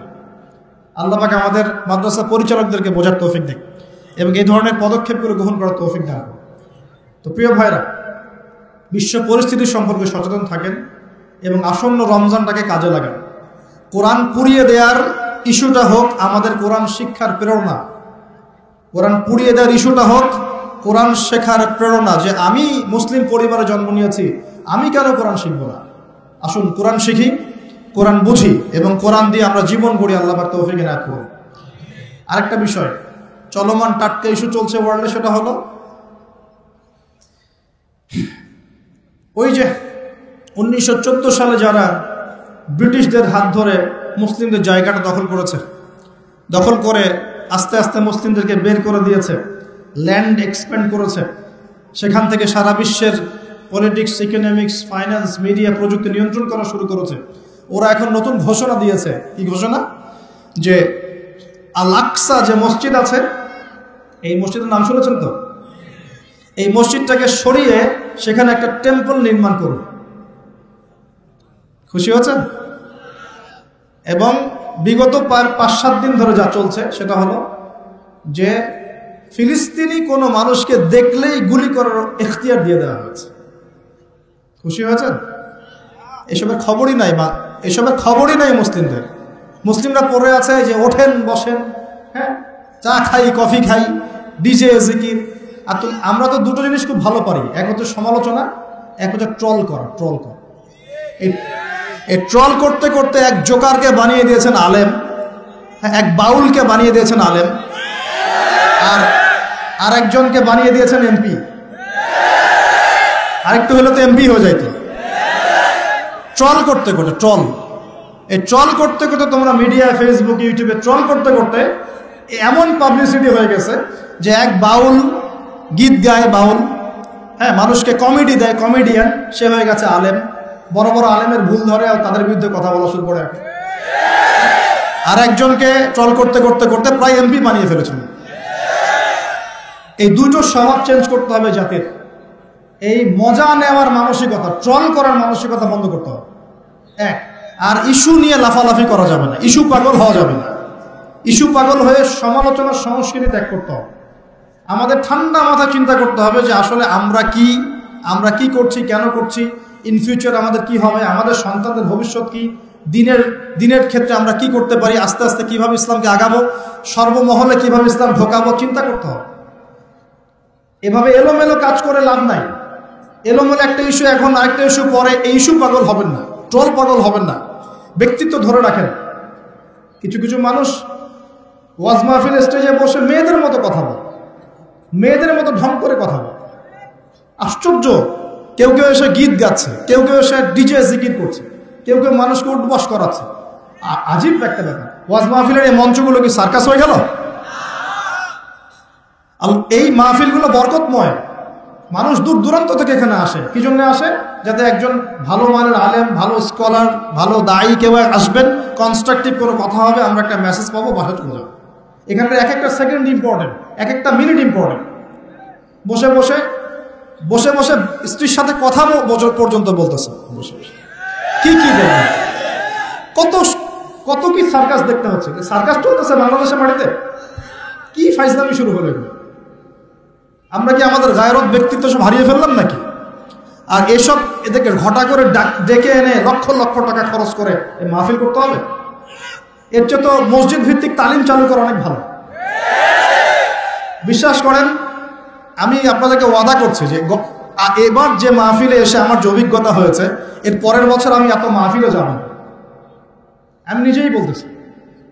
অল্প কিছু মাহফিল হয়তো হাতে নেওয়া হবে, যেটাতে কোয়ালিটি থাকবে, ভালো পরিবেশ আছে, কথা বলার পরিবেশ, শিক্ষিত মহল আছে, ভালো কমিটি আছে। আমার খুব বাজে কিছু অভিজ্ঞতা হয়েছে। মনে হয়েছে যে আমি মনে হয় এখানে এসে খারাপ হয়ে গেলাম, মনে হচ্ছে আমি আগেই মনে ভালো ছিলাম, এখানে এসে খারাপ হয়ে গেল, এমনও মনে হয়েছে। আগেই ভালো ছিলাম, মসজিদে খুতবা দিতাম, মসজিদ ভিত্তিক সেমিনার হতো, একটা হাদিসের উপর দার্স হতো, এগুলো অনেক ভালো ছিল। আমি বলছি না যে এর সব কিছুই খারাপ, এটা বলছি না, কিন্তু এখানকার একটা অংশ আছে যেটা এই পবিত্র জিনিসটাকে অপবিত্র করে ফেলছে। এখানে ইসলামিক বিষয়গুলোকে অন্যের সামনে হাসি ঠাট্টার পাত্র বানানো হচ্ছে। এখানে অহেতুক কেচ্ছা কাহিনী বলে অনেক জায়গায় সময় নষ্ট করা হচ্ছে। হ্যাঁ, কোনো ক্ষেত্রে মাহফিল টাকা কালেকশনের মৌসুম বানানো হচ্ছে। কোনো ক্ষেত্রে এখানে পাবলিসিটি, পপুলারিটি, ভাইরাল হওয়ার চেষ্টা করা হচ্ছে। কোনো ক্ষেত্রে কাজ নাই, সারাদিন এর পিছনে কে, ওর পিছনে কে, ওর কোন দোষ, এর কোন দোষ, এগুলোর চর্চা করা হয়েছে। এগুলো চলছে। আমি নিজেও নিয়াত করেছি যে এখান থেকে আস্তে আস্তে আমি সরে যাব। কাজ করার অনেক জায়গা আছে। শিক্ষা প্রতিষ্ঠানে কাজ করা যায়, দিনের দর্শ দেওয়া যায়, নিজে জ্ঞান অর্জন করা যায়, বড় বড় ডিগ্রি সার্টিফিকেট অর্জন করা যায়, পড়াশোনা করা যায়, পিএইচডি করা যায়, অনেক কাজ করা যায়। দিনের জন্য কাজ করতে সোশ্যাল কাজ করা, সামাজিক কাজ করা যায়, সামাজিক সংগঠন করা যায়, যেটা নন পলিটিক্যাল, নন প্রফিটেবল, এমন কিছু নন প্রফিটেবল অর্গানাইজেশন করা যায়, মানুষের মানবতা সেবায় কাজ করা যায়। অনেক ক্ষেত্র আছে কাজের, এটা একমাত্র ক্ষেত্র নয়। তো এই জায়গাটার পবিত্রতা ধরে রাখেন, না হলে যত দিন যাবে এগুলো যদি এভাবেই চলতে থাকে, ওয়াজ মাহফিল এবং দিনের ব্যাপারে এক শ্রেণীর মানুষের একটা বিরূপ ধারণা তৈরি হয়ে যাবে, যেটা অলরেডি হয়েছে বাংলার মাটিতে। আপনারা বুঝতে পারছেন না, অলরেডি হয়েছে বাংলার মাটিতে। মানুষ মজা করে, এগুলো দেখলে ট্রল করে। এখন কেন করে? কারণ আমরা এগুলোকে হাসি ঠাট্টার পাত্র বানিয়েছি, আমরা টল করেছি, আমরা এগুলোকে ছড়িয়ে দিয়েছি। আল্লাহ পাক আমাদেরকে বোঝার তৌফিক দান করুন। আর ইউটিউবার ফেসবুকার যারা থাকবে, তোমাদেরকে বলি একটা নসিহত, চিলে কান নিল টাইপের মানুষ হবার কথা। চিলে একটা কান নিল, বাস তুমি দৌড়ানো শুরু করলা। এ ধরনের মানুষের কোনো ব্যক্তিত্ব থাকে না, এ ধরনের মানুষের কোনো সততা থাকে না। এরা স্রেফ কিছু ভিউজ এবং ডলার চায়, আর কিছু না। এবং এর মধ্য দিয়ে ইসলামের উপকারের জায়গায় বড় বড় ক্ষতি হয়ে যায়। কি প্রচার করা যাবে, কি করা যাবে না, কোন অংশটুকু দেয়া যাবে, কোনটা দেয়া যাবে না, কোনটা দিলে কি ইম্প্যাক্ট পড়তে পারে, এটার জ্ঞান তোমাকে অর্জন করতে হবে। আল্লাহ রাব্বুল আলামিন আমাদের সবাইকে বিষয়গুলো বোঝার তৌফিক দান করুন। উম্মাহকে নিয়ে স্বপ্ন দেখবেন। আমি বলি কি প্রিয় ভাইয়েরা, নিজে আগে নিজের কবরের ফিকির করি, নিজে আগে নিজের কবরের ফিকির করি যে আমাদেরকে আমাদের কবরে যেতে হবে, কি নিয়ে যাব, কতটুকু নামাজ পড়লাম, কতটুকু আমল করলাম, কতটুকু কোরআন চর্চা করলাম, কতটুকু দিনে ইলম অর্জন করেছি, আমল করেছি, বাস্তবায়ন করেছি। এই ফিকিরটাকে করে অন্যের পিছনে পড়ে থাকার চাইতে আগে নিজের পিছনে পড়ে থাকি, নিজের চেহারাটাকে আয়নায় দেখি। আল্লাহ পাক তৌফিক দান করুন। এরপর প্রিয় ভাইয়েরা, যেটা বেশি প্রয়োজন সেটা হলো আমাদের সন্তানদেরকে মানুষ করে যাওয়া। আমাদের সন্তানদেরকে মানুষ করে যেতে না পারলে সমস্যা। এখন যা পড়াশোনা হচ্ছে দেখতেই পারছেন কি হচ্ছে, এভাবে চলতে থাকলে সমস্যা আছে। জ্ঞান কাকে বলে? আল্লাহ পাক সূরা আলাকে বলেছেন, ইকরা বিসমি রাব্বিকাল্লাযী খালাক, পড়ো তোমার সেই রবের নামে যিনি তোমাকে সৃষ্টি করেছেন। এই আয়াতের অর্থ কি? প্রত্যেক ইনস্টিটিউশনে আয়াতটা লেখা আছে দেখবেন, কিন্তু অর্থটা কি? অর্থ হচ্ছে, শোনেন, জ্ঞান সেটাই, ইকরা পড়ুন আপনার রবের নামে। জ্ঞান সেটাই যা আমাকে আমার রবের দিকে নিয়ে যাবে, রবের কাছাকাছি নিয়ে যাবে। যে জ্ঞান আমাকে রব থেকে দূরে সরিয়ে দেয় সেটা জ্ঞান না, সেটা জাহেলিয়া। তাহলে ভালো করে দেখতে হবে আমি কি পড়ছি, কেন পড়ছি, জ্ঞানের উদ্দেশ্যটা কি? আমার জ্ঞানের উদ্দেশ্য কি খালি দুনিয়া, না পরকালে বাঁচতে হবে? এই বিষয়টা আমাকে দেখতে হবে। সন্তানদেরকে মানুষ করে যান, স্পেশালি যুবকদের দিকে আমি বলবো, ফোকাস করব। এই যুব সমাজের হাতে এই দেশ এবং উম্মার ভবিষ্যৎ নির্ভর করছে। এই যুবকদের হাতেই এই জাতি এবং এই দেশ এবং এই উম্মার ভবিষ্যৎ নির্ভর করছে। অথচ তোমরা কি করছো? অথচ তোমরা বেনামাজি পড়ে আছো, অথচ তোমরা যাকাত দিচ্ছ না, রমজান রোজা রাখছো না, তোমরা ওযু গোসলের মাসআলা বলতে পারছো না, তোমরা ঈমান আকীদা ঠিক করছো না, নবীর 40 হাদিস মুখস্থ করছো না, কোরআন পড়া শিখছো না। যুবকদের হাতে এই দেশ এবং জাতির ভবিষ্যৎ। সেই যুবকরা পড়ে আছে এখন মাদকের নেশায়। এই যুবকদের একটা বড় অংশ মেয়েদের পিছনে তার জীবন নষ্ট করে দিচ্ছে। এই যুবকদের একটা বড় অংশ এখন পর্নোগ্রাফিতে আসক্ত হয়ে বসে আছে। এটা কিন্তু কেউ অ্যাভয়েড করতে পারবে না। আমরা যারা অনলাইনে ঢুকি, অনলাইনে যারাই ঢুকেছি তাদের চোখে এরকম নগ্নতা পড়েছে। কি দাড়িওয়ালা, কি টুপিওয়ালা, কি আলেমা, কি জালেম, সবার একই অবস্থা। অনলাইনে যে ঢুকেছে তার চোখে নগ্নতা পড়েছেই পড়েছে। আর এটা স্কিপ করার তো বুদ্ধি নাই, চালাতে হচ্ছে আপনাকে। কোনো কোনো সময় হোয়াটসঅ্যাপ চেক করতে হচ্ছে, ফেসবুক অ্যাকাউন্ট প্রয়োজন হচ্ছে কারণ আপনি খবর রাখতে চাচ্ছেন, ইউটিউবিং করতে হচ্ছে, ইউটিউব দেখতে হচ্ছে। একটা ভালো কিছু দেখবেন, সেখানেও অ্যাড চলে আসছে। অতএব এখানে কি করবো? ফাত্তাকুল্লাহ মাসতাতা'তুম, সাধ্যমতো আল্লাহকে ভয় করতে হবে, পবিত্র রাখতে হবে। হালাল উপার্জনের সোর্স তৈরি করা মাত্রই বিয়ে করে ফেলতে হবে। বিয়ে ছাড়া চরিত্র হেফাজতের অন্য কোনো পদ্ধতি নেই। এই চিরকুমার সঙ্গটঙ্গ যোগ দিয়ে লাভ নেই। আর যতই হারাম প্রেম করেন না কেন, এই প্রেমগুলো আপনাকে মনে শান্তি দিবে না, এগুলো আপনাকে অস্থির করে রাখবে। কেন? কারণ এটা হারাম, এটা হারাম। আর যখন হালাল ভালোবাসা আপনি পাবেন, হালাল ভালোবাসা যেটা আল্লাহ পাক নাজিল করেন, তখন ইনশাআল্লাহ আপনার মনের মতো স্ত্রী না হলেও দেখবেন আপনি তার সাথে সারা জীবন কাটিয়ে দিচ্ছেন। কারণ এই ভালোবাসা আল্লাহর পক্ষ থেকে আসবে। এখানে শুধু এই যে কিছু মানুষ মনে করে বিয়ে মানে যৌনতা, তাই না? এটা একটা কনসেপ্ট তৈরি করে দেওয়া আছে, বিয়ে মানে মনে হয় যৌনতা। আসলে বিয়ে যৌনতার বৈধ একটা পথ মাত্র, এটা হালাল একটা পথ মাত্র। এখানে আরো বড় বিষয়টা হচ্ছে দায়িত্ববোধ। দায়িত্ব, একটা মানুষের দায়িত্ব নেয়া, তার অভিভাবক হওয়া, তার সাথে জীবনের সুখ দুঃখ হাসি কান্নাকে ভাগাভাগি করে নেয়া, তার সাথে জীবনের উদ্দেশ্য ফিক্স করা, কষ্ট করে হলেও, সবর করে হলেও, সুখে দুঃখে পাশে থাকা। স্বপ্ন মানে পাশে থাকা। স্বপ্ন মানে কি? পাশে থাকা। তার দায়িত্ব নেয়া, রেসপন্সিবিলিটি নেয়া, তাকে খাওয়ানো, তার ভরণ পোষণ দেয়া। কেউ যদি আপনার স্ত্রীর দিকে খারাপ চোখে তাকায়, আপনি তার চোখটা পর্যন্ত তুলে ফেলবেন, এর নাম বিয়ে। এই কাজ করবেন না? এই কাজ করবেন। তো এখানে যৌনতা দিয়ে দেওয়া হয়েছে, বিয়ে মানেই মনে হয় যৌনতা। বিষয়টা এমন না, এখানে অনেক বিষয় জড়িত আছে। এই কারণে এটা পবিত্র সম্পর্ক, এটা মিসাকুন গালিজ, এটা কঠিন অঙ্গীকার আল্লাহর পক্ষ থেকে। এই কারণে দেখা যায় অনেক চড়াই উতরাই পার হলেও বৈবাহিক সম্পর্ক ঠিক থাকে না?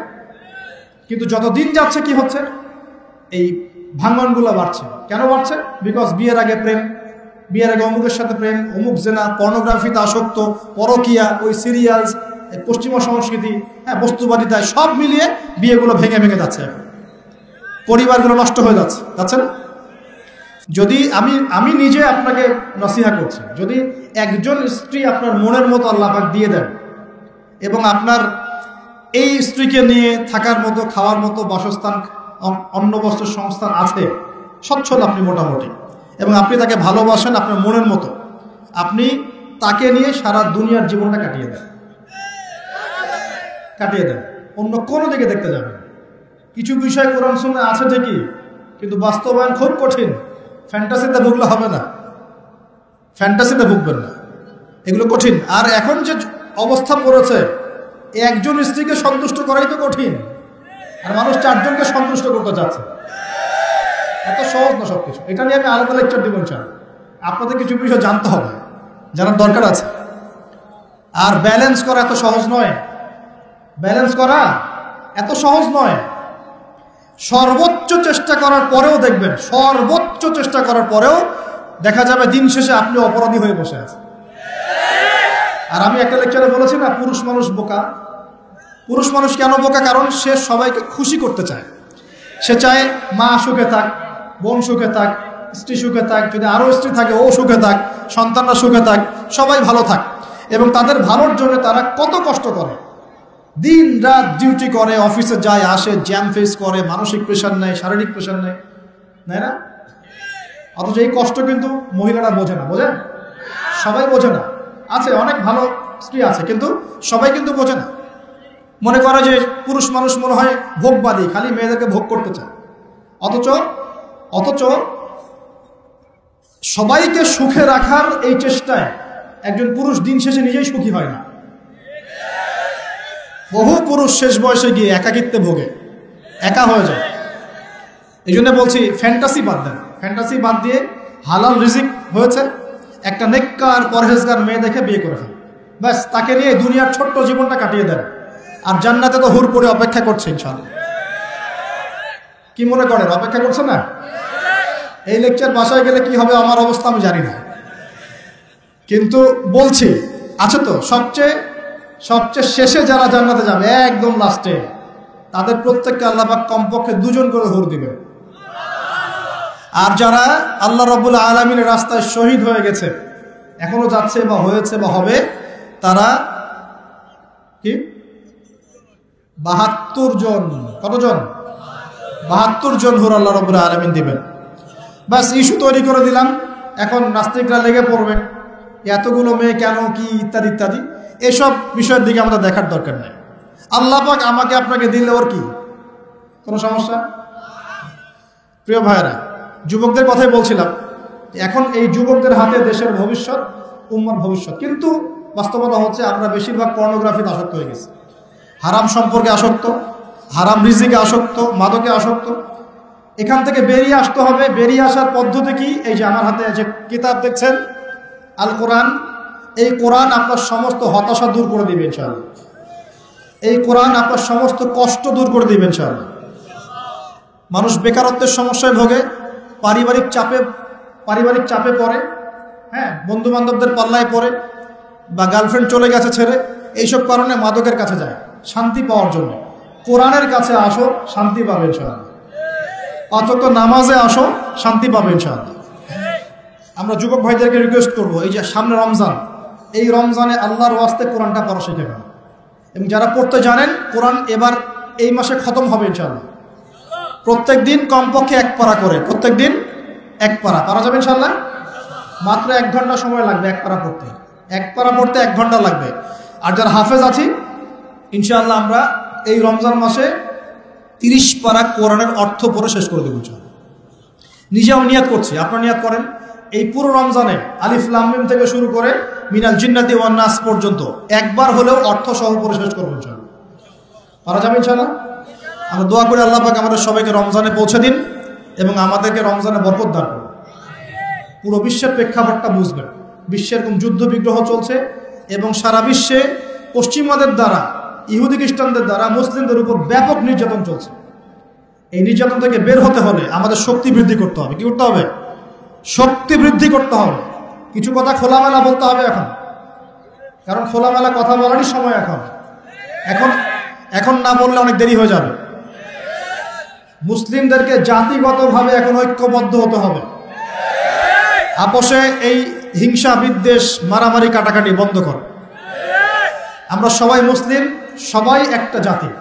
আমাদের মধ্যে ইখতিলাফ থাকতে পারে, কিন্তু আমরা মত পার্থক্য থাকলেও মতবিরোধে যাব না ইনশাআল্লাহ। আমরা যদি কোনো মুসলিম ভাই আমাকে গালিও দেয়, যদি কোনো মুসলিম ভাই আমাকে গালিও দেয়, আমাদের সাথে শত্রুতাও করে, তারপরেও আল্লাহর দুশমনদের সাথে মোকাবেলা করার জন্য আমরা একসাথে লড়ব ইনশাআল্লাহ। মুসলিমদের মধ্যে ঐক্য আনতে হবে। ঐক্য আনতে না পারি বিভক্তি বাড়াবো না, ঐক্য আনতে পারছি না বিভক্তি কমসে কম বাড়াবো না, এটা খেয়াল রাখতে হবে। এরপরে আমাদের মুসলিমদের প্রথম দরকার জ্ঞানের বিপ্লব। কিসের বিপ্লব? কোরআনের জ্ঞান, হাদিসের জ্ঞান, এই যে ইসলামের জ্ঞান, দ্বীনের জ্ঞান এবং দুনিয়াবি জ্ঞান, এই সমস্ত রকম জ্ঞানকে একত্রিত করে এমন শিক্ষা গ্রহণ করতে হবে যে ইনশাআল্লাহ আগামী দিনে যেন আমরা আগামী 10 থেকে 20 বছর পর এই কোরআন সুন্নাহর জ্ঞানকে দিয়ে বিশ্বকে চ্যালেঞ্জ করতে পারি। এমন প্রজন্ম তৈরি করতে হবে। আল্লাহ পাক তৌফিক দান করুন। এখন আমাদের সবাইকে আদর্শ পরিবার করতে হবে। নিজের পরিবারের মধ্যে কর্তা আমি আমার পরিবারে পর্দা কায়েম করব, কারো কিছু বলার আছে? আমি আমার পরিবারে নামাজ প্রতিষ্ঠা করব, কারো কিছু বলার আছে? আমি আমার পরিবারের মধ্যে দ্বীনের ইলম তালিম চালু করব, কারো কিছু বলার আছে? নিজের পরিবারে কর্তা আমরাই। অতএব পরিবারটা কমসে কম ইসলামিক করে গড়ে তোলেন। আল্লাহ পাক তৌফিক দান করুন। 4 নম্বর, আমাদের সন্তান সন্ততি যারা আছে তাদের সবাইকে ইসলামিক শিক্ষা দেওয়ার চেষ্টা করতে হবে। যদি ইসলামিক শিক্ষা দিতে এই সমাজ ব্যর্থ হয়, তাহলে নতুন শিক্ষা প্রতিষ্ঠান গড়ে তুলে হলেও শিক্ষা দিতে হবে ইনশাআল্লাহ। আল্লাহ পাক তৌফিক দান করুন। আমাদের প্রত্যেক পরিবারের মা বোনদেরকে খাস পর্দায় রাখতে হবে এবং যুবক ভাইদের জন্য বিয়েটাকে সহজ করতে হবে এবং রিজিকের ব্যবস্থা বৃদ্ধি করতে হবে। আর সবাই একটা কি থটস নিয়ে চলেন, খালি চাকরি আর চাকরি, চাকরি আর চাকরি। রিজিকের একটা বড় অংশ আল্লাহ পাক রেখেছেন ব্যবসার মধ্যে। রিজিকের একটা বিশাল অংশ আল্লাহ রেখেছেন কোথায়? ব্যবসায়। উদ্যোক্তা হন, কৃষিভিত্তিক অর্থনীতি থেকে ফোকাস করেন। কৃষিভিত্তিক অর্থনীতি, আপনি প্রতিভা খাটান, ইনোভেটিভ কিছু করেন, নতুনত্ব নিয়ে আসেন, আল্লাহর জমিনকে কাজে লাগান। একটা আয়াত বলি, সূরা আরাফের মধ্যে আল্লাহ বলেছেন, আল্লাহ পাক বলছেন যদি এই জনপদের অধিবাসীরা আল্লাহর প্রতি ঈমানদার হতো, আল্লাহ পাক আসমান এবং জমিনের বরকতের সব দরজা খুলে দিতেন। এই জমিনে বরকত আছে, জমিন নিয়ে কাজ করেন, কৃষিভিত্তিক কাজ করেন, ব্যবসা করেন। শুধু একটা জিনিস মাথায় ঢুকিয়ে দেওয়া হয়েছে, ডক্টর ইঞ্জিনিয়ার, ডক্টর ইঞ্জিনিয়ার। কেন এগুলো? কেন সবাই সবকিছু হবে না? হালাল রিজিক সার্চ করতে হবে। আল্লাহ সবাইকে তৌফিক এনায়েত করুন বলি আমি। এরপর আমাদের করণীয় হচ্ছে আমাদের প্রত্যেককেই সৎ কাজে আদেশ করতে হবে, অসৎ কাজে নিষেধ করতে হবে। শুধুমাত্র দায়ী আলেম তারাই এই দাওয়াতি কাজ করবেন এমন নয়, সবাইকে দ্বীনের দাওয়াতি কাজের জিম্মেদারি গ্রহণ করতে হবে। দাওয়ার সাথে যারা সম্পৃক্ত আছে তাদের সাথে পরামর্শ করবেন, চলবেন ফিরবেন। তা'মুরুনা বিল মা'রুফ, তোমরা সৎ কাজে আদেশ করবে। ওয়া তানহাউনা আনিল মুনকার, অসৎ কাজে নিষেধ করবে। ওয়া তু'মিনুনা বিল্লাহ, এবং আল্লাহর প্রতি ঈমান রাখবে। তবেই কুনতুম খায়রা উম্মাহ, তোমরা শ্রেষ্ঠ জাতি হতে পারবে। আল্লাহ পাক তৌফিক দান করুন। আরেকটা বিষয় বলি, সেটা হলো আল্লাহ পাক আমাদের সবাইকে কিছু প্রতিভা দিয়েছেন। এই প্রতিভাগুলোকে, যার যার প্রতিভাকে, লেখার প্রতিভা, বলার প্রতিভা, চিন্তা করার প্রতিভা, সংগঠিত করার প্রতিভা, আপনার অর্থনৈতিক সামর্থ্য, রাজনৈতিক ক্ষমতা, যা আল্লাহ পাক যাকে দিয়েছেন, এই বিষয়গুলোকে ইসলামের কল্যাণে ব্যয় করতে হবে। আল্লাহ পাক তৌফিক দান করুন। এবং আরও করতে হবে, অমুসলিম ভাই বোন যারা আছে আমাদের দেশে এবং সমাজে, তাদের কারো সাথে কোনো রকম দ্বন্দ্ব সংঘাতে যাবেন না, বরং তাদেরকে ইসলামের সৌন্দর্য তুলে ধরবেন তাদের সামনে এবং তাদেরকে ইসলামের দাওয়াত দিবেন। দাওয়াত দিয়ে তাদেরকে ইসলামের দিকে দীক্ষিত করার চেষ্টা করবেন। যদি এই যে আমরা তো আপোষে মারামারি কাটাকাটিতে লিপ্ত আছি, আপনারা তো খবরই রাখেন না যে বাংলাদেশে কত মানুষ বিধর্মী হয়ে যাচ্ছে, জানেন? এই যে উত্তরাঞ্চল সহ পার্বত্য এলাকা, বর্ডার এলাকা সব ঘুরে দেখেন যে কত মানুষ দিন দিন বিধর্মী হয়ে যাচ্ছে। দেখেন, ওই দিন টনক নড়বে যেদিন দেখবেন 50%ই হয়ে গেছে বিধর্মী, ওই দিন টনক নড়বে। আল্লাহ না করুক। অতএব আমাদেরকে বসে থাকলে চলবে না, আমাদেরকে দাওয়াতি কাজ করতে হবে। দিন ইসলামের দাওয়াত, কোরআনের দাওয়াত সবার সামনে উপস্থাপন করতে হবে। আল্লাহ পাক আমাদের সবাইকে দায়ী হওয়ার তৌফিক দান করুন। কমপক্ষে পার্ট টাইম, দিনে 1 ঘন্টা, দিনে আধা ঘন্টা হলো দাওয়াতি কাজ করতে হবে।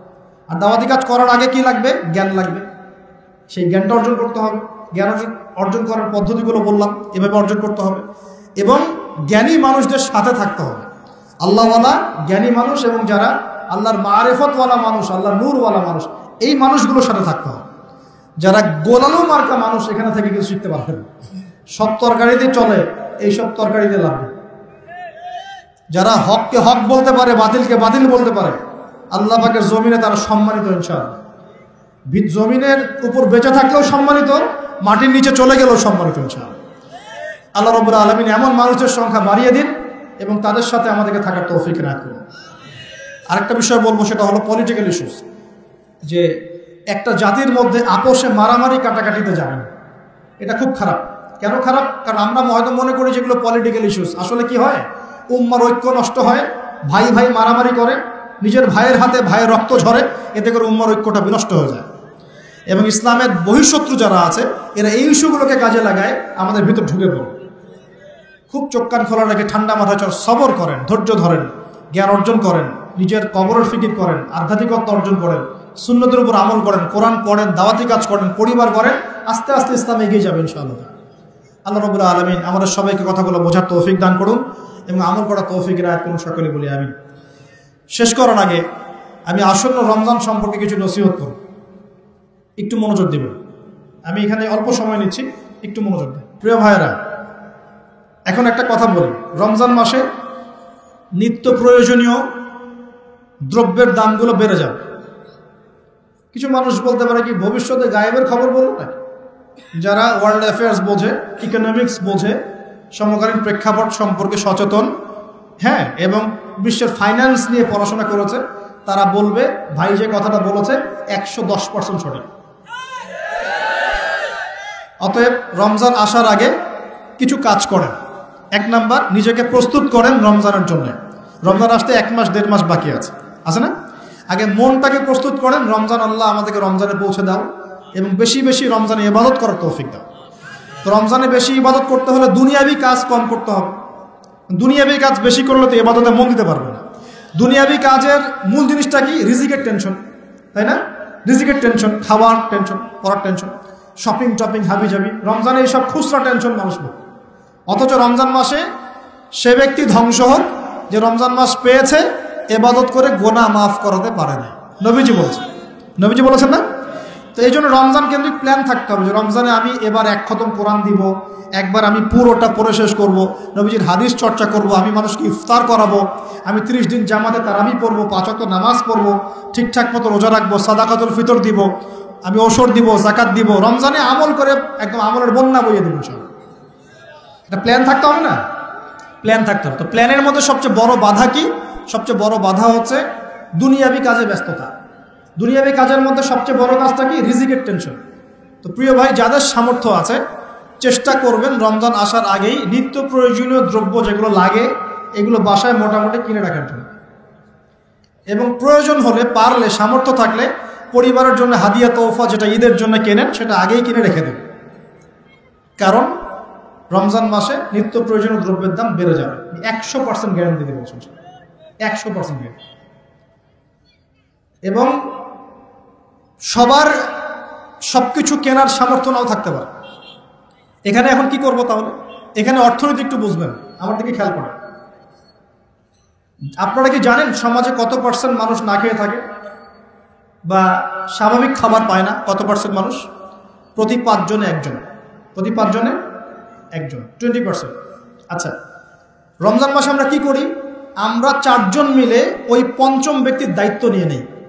এই কাজটা করি না? রমজান মাসে আমরা 4 জন মিলে আরেক ভাইয়ের দায়িত্ব নিয়ে নেই, তাকে ইফতার করাই, তাকে সেহরি দেই, সেহরির খাবার দিই, মাসের বাজার করে দেই না? দেই। তাহলে যদি 4 জন মানুষ খাবার খায় অর্থাৎ 80% মানুষ খাবার খায়, ওই খাবার যদি 100% মানুষকে খাওয়াতে হয় তাহলে ওই খাবারের সংকট হবে না? সংকট হবে কি না? তখন ওই খাবারের যে দাম, সে দামটা কি বাড়বে না কমবে? বাড়বে। সমাধান হচ্ছে বাহির থেকে খাবার আমদানি করা। যে আমদানি করার জন্য যে রিজার্ভ দরকার হয় সেগুলো আমাদের কাছে এখন পর্যাপ্ত নয়। কি করতে হয় তাহলে? যে মাল নিয়ে জাহাজ ঘোরাফেরা করছে বন্দরে, বিভিন্ন কোম্পানি মাল নামাতে পারছে না, কারণ তাদের কাছে সেই পরিমাণ সম্পদ নেই, এবং কোনো কোনো ক্ষেত্রে এলসিও নাই। এটা তো অনেক ব্যবসায়ী জানেন। এখন আপনি কি নিজের পকেট থেকে টাকা দিয়ে সেই মাল খালাস করবেন? উত্তর না। তাহলে কি করবেন? ওই পণ্যের উপর দাম বাড়িয়ে জনগণকে খাওয়াবেন, জনগণের টাকা থেকে সেই মালটা শোধ করা হবে, রেটটা শোধ করা হবে, সর্বাধিক থেকে দাম বেড়ে যাবে। আর যদি আমরা এই সংকটটা কাটানোর জন্য বাইরের কোনো কান্ট্রি থেকে লোন নেই তাহলে কি হবে? যেমন ফর এক্সাম্পল IMF বা এই টাইপের কিছু, তখন ওরা চড়া সুদ দিবে। কি দিবে? চড়া সুদ। সুদ ছাড়া কি ঋণ দিবে? সুদ ছাড়া ঋণ দিবে না। তো ওই সুদটা শোধ করতে হবে না? ওই সুদটা শোধ করতে গেলেও এখান থেকেই টাকা পয়সা যাবে। তো সব মিলিয়ে এই অবস্থা রমজান মাসে প্রকট হয়। সো যাদের সামর্থ্য আছে তারা নিজেদের জন্য এবং অন্যের জন্য কিছু খাবার কিনে দেওয়ার চেষ্টা করে। পারা যাবে ইনশাল্লাহ। এবং রমজান মাসে আমরা নিজেরা শুধু খাবো না, আমাদের প্রতিবেশী খাচ্ছে কিনা দেখবো। রমজান মাসে আমরা কোনো প্রকার খাবারের অপচয় করব না। যদি আমার 5টা খেজুর দিয়ে হয়ে যায়, আমি 10টা খেজুর কিনতে যাব না, বরং ওই 5টা খেজুর আমি পাশের বাড়িতে পাঠিয়ে দেবো, আমার দুস্থ ভাইয়ের কাছে পাঠাবো, আমার গরিব ভাইয়ের কাছে পাঠাবো ইনশাল্লাহ। আমরা রমজান মাসে নিজের অল্পে তুষ্ট থেকে অন্য ভাইদেরকে খাওয়ানোর চেষ্টা করবো ইনশাল্লাহ। পারা যাবে ইনশাল্লাহ। সমাধান, রমজান মাসের দ্বিতীয় সমাধান, আমাদের জাকাত আছে, অনেক জাকাত। এই জাকাতের টাকাগুলো যদি আমরা একত্রিত করতে পারি তাহলে একটা বড় অংশের মানুষের সমস্ত অর্থনৈতিক সমস্যার সমাধান হয়ে যাবে ইনশাল্লাহ। রমজান মাসে যারা জাকাত ফরজ হয়েছে রমজানের জাকাত দিয়ে দেবেন ইনশাল্লাহ। পারা যাবে ইনশাল্লাহ। আরও বেশি বেশি সদকা করবেন। সদকা করে আত্মত্যাগী হন, মানবতার কল্যাণে কাজ করেন, নিজে অল্প তুষ্ট থাকেন, অপচয় কমিয়ে দেন এবং আল্লাহর ওয়াস্তে সমস্ত দুর্নীতির দরজা বন্ধ করে দেন। এই রমজানেও যদি ঘুষ খান, সুদ খান আর দুর্নীতি করতে থাকেন, মানুষের সম্পদ লুটপাট করেন, আর রমজানের শিক্ষা তো থাকলোই না, বরং জনগণকে রমজানে কষ্ট দেওয়ার কারণে জনগণ কি করবে? দেখা যাবে ওই দুর্নীতিবাজের বিরুদ্ধে ইফতার করতে সময় দোয়া করবে, বদদোয়া করবে, আল্লাহর কাছে বদদোয়া করা শুরু করবে। আর ওই বদদোয়া যদি আল্লাহর কাছে চলে যায় একদম সব ধ্বংস হয়ে যাবে। রমজান কেন্দ্রিক এই প্ল্যানটা আগে করবেন, তারপরে আধ্যাত্মিক প্ল্যান। আপনি রমজানে প্ল্যান করবেন যে আপনি কি পড়বেন, কিভাবে আমল করবেন, কোথায় তারাবি পড়বেন, পরিবেশ গড়ে তুলবেন। রমজান মাসে কোরআন শিক্ষার কোর্সগুলো চালু করবেন। রমজান মাসে তালিম থাকবে, ইফতারের প্রজেক্ট থাকবে, দুস্থ ভাইদের বাসায় ইফতার পৌঁছে দেওয়ার প্রজেক্ট গ্রহণ করতে হবে। রমজান মাসে যদি সামর্থ্য হয় বেশি বেশি নফল পড়বেন, সুন্নত পড়বেন, তেলাওয়াত করবেন, জিকির বাড়িয়ে দিবেন। একই সাথে দাওয়াতি কাজ বাড়াবেন। যাদের সামর্থ্য আছে ওমরা করবেন।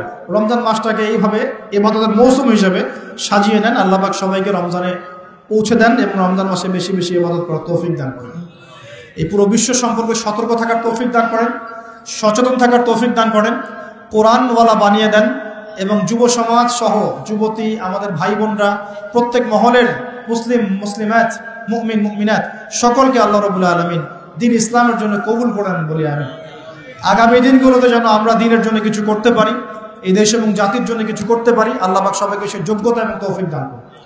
আল্লাহ রাব্বুল আলামিন ভিতর এবং বাহিরের সমস্ত শত্রু থেকে